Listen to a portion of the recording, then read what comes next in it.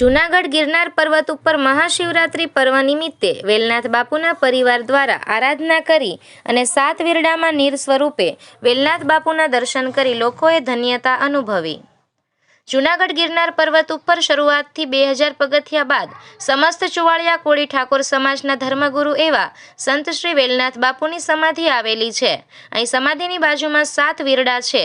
મહાશિવરાત્રિ નિમિત્તે અહીં સંત શિરોમણી શ્રી વેલનાથ બાપુના વચન મુજબ વેલનાથ બાપુના પરિવાર દ્વારા અહીં આરાધના કરવામાં આવે છે અને હળાહળ કળયુગમાં પણ સંત શિરોમણી શ્રી વેલનાથ બાપુ વીરડામાં નીર સ્વરૂપે દર્શન આપે છે।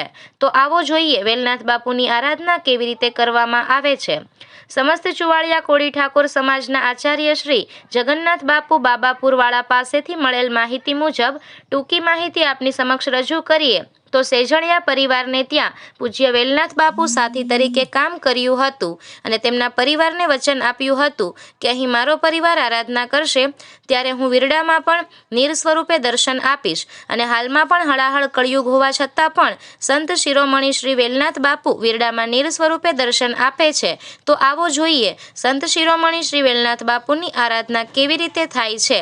જુઓ, પ્રથમ અહીં મહાયજ્ઞ યોજવામાં આવે છે અને ત્યારબાદ આરાધના કરવામાં આવે છે।